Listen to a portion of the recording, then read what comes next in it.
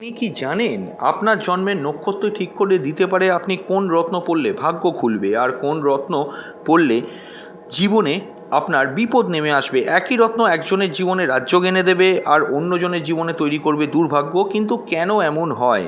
কারণ সব কিছুর মূলে লুকিয়ে আছে নক্ষত্র এবং নক্ষত্রের অধিপতি গ্রহ। আজকের এই ভিডিওতে আমি আপনাদের জানাবো 27টি নক্ষত্র অনুযায়ী কোন রত্ন পড়া উচিত এবং কোন গ্রহের রত্ন কোন নক্ষত্রে পড়বেন, এটা সবথেকে গুরুত্বপূর্ণ এবং এর পেছনে সায়েন্টিফিক এক্সপ্লানেশান। ভিডিওটা শেষ পর্যন্ত দেখার জন্য অনুরোধ রইল, কারণ শেষের দিকে আমি বলবো ভুল রত্ন পড়লে জীবনে কি ভয়ঙ্কর ক্ষতি হতে পারে। আপনারা স্ক্রিনে দেখতেই পাচ্ছেন, আমি অলরেডি একটা ডায়াগ্রাম করেছি যে কোন গ্রহের নক্ষত্র চললে কোন রত্ন পড়া উচিত। তো দেখুন, নক্ষত্র মানে শুধু আকাশের তারা নয়। জ্যোতিষশাস্ত্রের নক্ষত্র হলো আপনার মনের সফটওয়্যার, আপনার মাইন্ডের যে সফটওয়্যার, সেটা হচ্ছে আপনার নক্ষত্র এবং আপনার ভাগ্যের code. True scientific astrology YouTube চ্যানেলে প্রত্যেককে ওয়েলকাম জানাচ্ছি। পুরো রাশিচক্রকে ভাগ করা হয়েছে দেখুন 27টা নক্ষত্রে। দেখুন এই যে 12টা ঘর, 12টা ঘরে 3টে করে নক্ষত্র আছে, ঠিক আছে? 12টা ঘরে 3টে করে নক্ষত্র আছে এবং প্রতিটা প্ল্যানেটেরই 3টে নক্ষত্র হয় এবং 9টা প্ল্যানেট ইন্টু 3টে করে নক্ষত্র, 3 গুণ 9 ইকুয়াল টু 27। 27টি নক্ষত্র দিয়ে কিন্তু রাশিচক্র তৈরি হয়েছে। তো প্রতিটা নক্ষত্রের রুলিং প্ল্যানেট আছে, একটি নির্দিষ্ট শক্তি আছে, মানে প্রতিটা নক্ষত্রের জন্য একটি অধিপতি গ্রহ আছে, নক্ষত্রের গ্রহ আছে, মানে নক্ষত্রটাকে যে গ্রহ রুল করে সেই গ্রহ আছে। আর সেই ফ্রিকোয়েন্সির সঙ্গে যদি আপনি ম্যাচ করাতে পারেন তবেই কিন্তু রত্ন কাজ করবে। এবার আসছি আমি সায়েন্টিফিক এক্সপ্লেনেশানে। দেখুন, প্রতিটা রত্ন আলটিমেট ক্রিস্টাল স্ট্রাকচার। এই ক্রিস্টাল আলোর নির্দিষ্ট ওয়েভ লেংথ অ্যাবজর্ব করে আর নির্দিষ্ট ভাইব্রেশনে কিন্তু এমিট করে। তাহলে যেমন ধরুন পান্না হচ্ছে কি এমারেল্ড, আপনারা জানেন গ্রিন কালারের পান্না হয়। তো পান্না হচ্ছে কি বুধের ফ্রিকোয়েন্সিটাকে ক্যারি করছে। আবার যদি নীলা বা ব্লু সাফায়ার আপনি পড়েন তাহলে সেটা শনির ফ্রিকোয়েন্সিটাকে কিন্তু ক্যারি করছে। যখন আপনি রত্ন পড়বেন তখন সেই ফ্রিকোয়েন্সি আপনার শরীরের এনার্জি ফিল্ডে কাজ করতে শুরু করে দেবে। কীভাবে করে এটা আমি আগেও অনেকগুলো ভিডিওতে বলেছি। যখন আপনি একটা রত্ন ধারণ করছেন, রত্নটা পড়লেন, ওপর দিয়ে যে সানলাইট এলো সেটা সেই স্টোনের ভেতর দিয়ে গিয়ে ওই যে রেটা, যেমন ধরুন আপনি নীলা পড়েছেন, নীলার ওপর সানলাইট এলো বা লাইট এলো, এই সানলাইট মেনলি যখন ঢুকছে ওই এরমভাবে ভাববেন ব্যাপারটাকে যে স্টোনটা আপনি পড়েছেন নীল রঙের, নীলা, তার উপরে সানলাইট পড়লো, এবার সানলাইট ওই স্টোনের তলায় ব্লু যে রেটা ঢুকছে সেটা আপনার শরীরের মধ্যে ঢুকছে এবং তাহলে কি হচ্ছে ওই ফ্রিকোয়েন্সিটা, ওই যে ব্লু ফ্রিকোয়েন্সিটা আছে, ব্লু ফ্রিকোয়েন্সিটা আপনার শরীরে এনার্জি ফিল্ডে কাজ করতে শুরু করে দেবে। একে বলা হচ্ছে কি বায়ো এনার্জি রেজিস্ট্যান্স। আচ্ছা, এইবার আমি আসবো যে কোন নক্ষত্রে কোন প্ল্যানেটের রত্ন পড়বেন, এটা ভীষণ গুরুত্বপূর্ণ, ঠিক আছে? কোন নক্ষত্রে কোন প্ল্যানেটের রত্ন পড়বেন। 27টা নক্ষত্র আমি প্রথম শুরু করছি এখানে মেনলি অশ্বিনী নক্ষত্র থেকে। আপনারা মন দিয়ে শুনবেন, পারলে খাতায় লিখে নেবেন। আমি স্ক্রিনের মধ্যে যেটা দিয়েছি আপনারা দেখতেই পাচ্ছেন, কোন গ্রহের রত্ন কোন নক্ষত্রে পড়বেন সেরমভাবেই দেওয়া আছে। মানে যদি আপনি মনে করুন যে রত্নটা পড়বেন সেটা কোন গ্রহের, সেই গ্রহের নক্ষত্র যবে চলবে তবে পড়বেন। ওখানে আমি অতটা ডিটেলে লিখিনি, এখানে আমি বলছি, আপনারা শুনে নিন। প্রথম হচ্ছে কি, যদি আপনি ক্যাটস আই ধারণ করতে চান তাহলে শুক্লপক্ষের অশ্বিনী নক্ষত্রে আপনাকে ধারণ করতে হবে। ভালো করে শুনবেন কথাটা কি বলেছি, নট কৃষ্ণপক্ষ। দুটো পক্ষ হয়, একটা মাসে দুটি পক্ষ হয়, শুক্লপক্ষ কৃষ্ণপক্ষ। তাহলে আপনি যখন রত্ন ধারণ করবেন আপনাকে চেষ্টা করতে হবে আপনি যেন সেটা শুক্লপক্ষে ধারণ করতে পারেন, এটা হচ্ছে ফার্স্ট ক্রাইটেরিয়া। এবং শুক্লপক্ষে যদি আপনি ক্যাটসাই পড়তে চান, সব নক্ষত্র এই সব স্টোনই যখন ধারণ করবেন চেষ্টা করবেন শুক্লপক্ষে ধারণ করার, এটা মাথায় রাখুন। শুক্লপক্ষে যদি আপনি ক্যাটসাই ধারণ করতে চান তাহলে সেটা অশ্বিনী নক্ষত্রে আপনি ধারণ করতে পারেন, যেটা কেতুর নক্ষত্র। এরপর হচ্ছে কি ভরণী। আপনি যদি শুক্রের জন্য কোনো রত্ন, ডায়মন্ড হোক, ওপাল হোক ধারণ করতে চান সেটা আপনি ভরণী নক্ষত্রে ধারণ করতে পারেন। এবং আপনি যদি মনে করুন চুনি ধারণ করবেন, চুনি ধারণ আপনি কিন্তু কৃত্তিকা নক্ষত্রে করতে পারেন, সবকটাই শুক্লপক্ষে। এরপর আসছে কি রোহিণী নক্ষত্র। আপনি মুক্ত বা চন্দ্রের কোনো স্টোন বা রুদ্রাক্ষ, যদিও এখানে আমি স্টোনের কথাই বলছি, রুদ্রাক্ষ আনবো না, রুদ্রাক্ষের ক্ষেত্রেও একই মানে ক্রাইটেরিয়া প্রযোজ্য, যে আপনি যখন মুক্ত ধারণ করবেন বা চন্দ্রের জন্য কোনো প্রতিকার ধারণ করবেন সেটা আপনি চেষ্টা করবেন রোহিণী নক্ষত্রে ধারণ করা, যেটা চন্দ্রের নিজের নক্ষত্র। যদি আপনি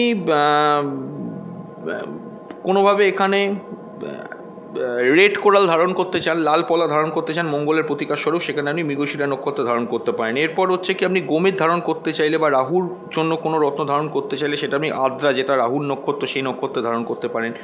যদি আপনি পুনর্বসু নক্ষত্র এরপর আসছে, যদি আপনি ইয়েলো সাফায়ার বা হলুদ পোখরাজ ধারণ করতে চান জুপিটারের বা বৃহস্পতির কোনো প্রতিকার স্বরূপ, তাহলে আপনি পুনর্বসু নক্ষত্র ধারণ করুন। এরপর হচ্ছে কি আপনি ব্লু সাফায়ার, নীলা, ব্লু জারকন এগুলো যদি ধারণ করতে চান, এখানে কিন্তু আপনাকে চেষ্টা করতে হবে পুষ্যা নক্ষত্র বা শনির নক্ষত্র ধারণ করার। তবে একটা জিনিস আপনি একটু মাথায় রেখে চলবেন, এখানে কিন্তু ব্লু জারকনের কথা, ব্লু জারকন অনেকের ক্ষেত্রে কিন্তু আমি এটা বলতে পারি অনেক জ্যোতিষ বন্ধু শুক্রের জন্য দেয়, শনির জন্য দেয়। যদি শুক্রের জন্য দেয় তাহলে শুক্রের যে নক্ষত্রগুলো আছে সেই নক্ষত্রে শুক্লপক্ষে ধারণ করবেন। যদি শনির জন্য মেনলি দেয় তাহলে শনির যে নক্ষত্রগুলো যেমন আছে, পুষ্যা নক্ষত্রটা বললাম আমি, আরও আসবো, সেই শনির নক্ষত্রগুলোতে কিন্তু ধারণ করতে হবে। এই জায়গাগুলো একটু নিজেরা দেখে নেবেন।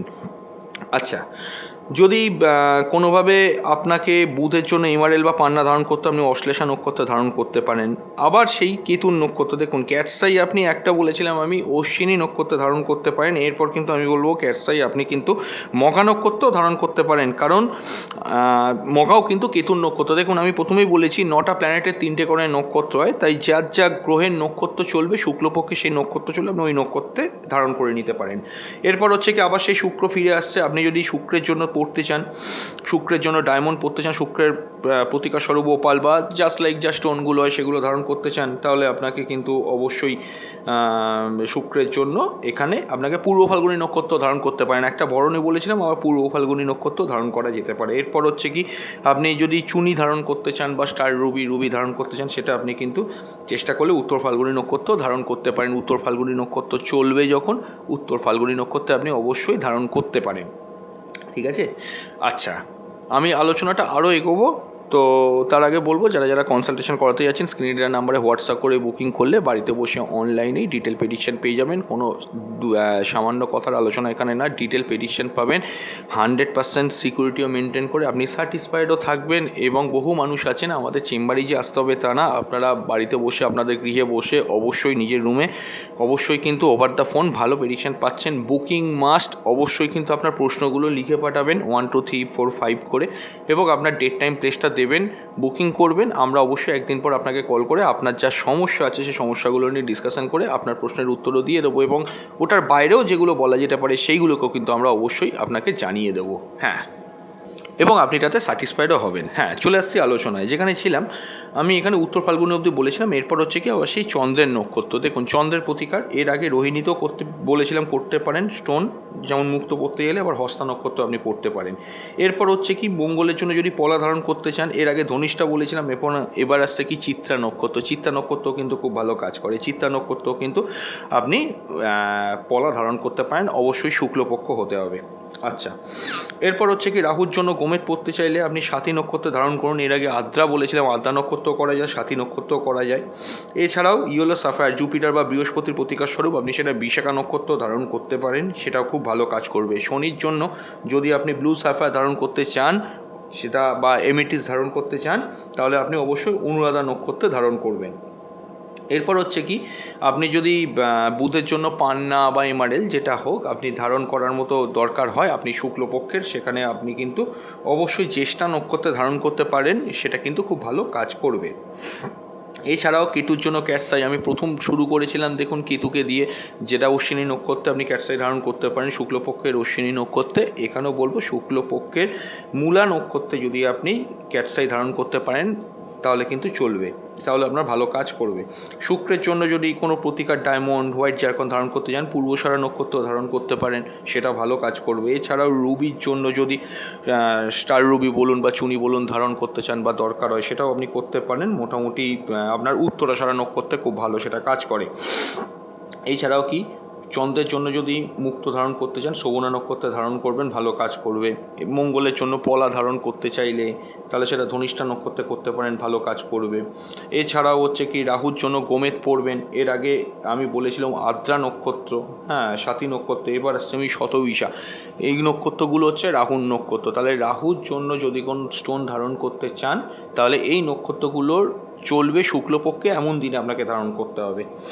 আচ্ছা, এরপর হচ্ছে ইয়েলো সারপ্রাইজ যদি বৃহস্পতির জন্য আপনি ধারণ করতে চান, পূর্ব ভাদ্রপদ যে নক্ষত্র আছে বৃহস্পতি, সেখানেও ধারণ করতে পারেন। এর আগে আমি পুনর্বসু বলেছি, বিশাখা বলেছি, পূর্ব ভাদ্রপদ বৃহস্পতির নক্ষত্র, সেখানে ধারণ করতে পারেন। এছাড়াও বুধের জন্য যদি আপনি এমআরএল ধারণ করতে চান, এর আগে আমি বলেছি আপনাকে যে জ্যেষ্ঠা নক্ষত্র, অশ্লেষা নক্ষত্র বুধের নক্ষত্র, সেখানে আপনি বুধের জন্য ধারণ করতে পারেন পান্না।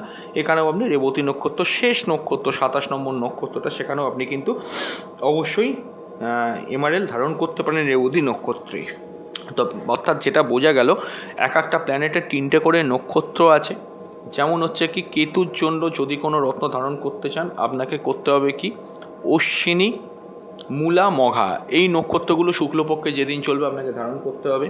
এরকমভাবে কিন্তু আপনাকে দেখে নিতে হবে যে মাসে কোন নক্ষত্র কোন দিন চলছে, যে প্ল্যানেটের জন্য আপনি স্টোন পড়তে চাইছেন বা রত্ন পড়তে চাইছেন, সেই প্ল্যানেটের নক্ষত্রটা কবে চলছে শুক্লপক্ষে, সেইটাকে টার্গেট করে আপনাকে কিন্তু এগোতে হবে। এবং অবশ্যই বলবো পঞ্জিকাতে দেখবেন অমৃত যোগ, মাহেন্দ্র যোগ এগুলো থাকে, ওই যোগগুলোতে পড়ার চেষ্টা করবেন। কিভাবে পড়তে হয়, রত্ন কীভাবে ধারণ করতে হয়, এই বিষয়ে অলরেডি আমাদের চ্যানেলে প্রচুর ভিডিও আছে, সেখান থেকে দেখে নেবেন। এবং এটাও বলবো যে অবশ্যই কিন্তু ঠিক প্রতিকার প্রতিবিধান ঠিক প্রেডিকশান করে রত্ন পড়লে সে রত্নও কিন্তু কাজ করে। আচ্ছা, আমি আলোচনাটা আরেকটু এগোবো, তার আগে বলবো যারা যারা কনসালটেশন করাতে পারছেন না, তারা অবশ্যই কিন্তু মান্থলি 59 টাকা আমাদের চ্যানেলে মেম্বারশিপ নিতে পারেন। যারা মনে করেন যে একটা অ্যাস্ট্রোলজার, আপনাদের ফ্যামিলি অ্যাস্ট্রোলজার থাকলে ভালো হতো, যখন কোনো দরকার পড়বে টুকটাক জেনে যাব, তাদের জন্য কিন্তু আমরা এই পরিষেবাটা চালু করেছি। এবং মূলত যারা যারা কনসালটেশন করাতে পারছেন না, সেটা যে কোনো কারণেই হোক, তাদের জন্য কিন্তু এটা খুব প্রযোজ্য, আমি এইটুকু বলতে পারি। কারণ এটা মেম্বারশিপ মাত্র 59 টাকায় মান্থলি যদি আপনি নেন, তাহলে মাসে একবার যে কোনো একটি প্রশ্ন আপনার নিজের সম্পর্কে জেনে যেতে পারবেন। এছাড়াও বিভিন্ন জীবনমুখী ভিডিও, সলিউশনের ভিডিও, লাইফের প্রবলেম সলিউশনের উপর ভিডিও আমরা কিন্তু প্রোভাইড করে থাকি আমাদের চ্যানেলের মধ্যে। মেম্বার্স অনলি সেকশন থেকে মেম্বার্সদের জন্য ভিডিও প্রোভাইড করা হয়, আপনারা সেখান থেকে দেখেও নিতে পারেন। এবং আপনার যদি কোনো সমস্যা থাকে তার উপরে ভিডিও বানিয়ে দেওয়া হয়।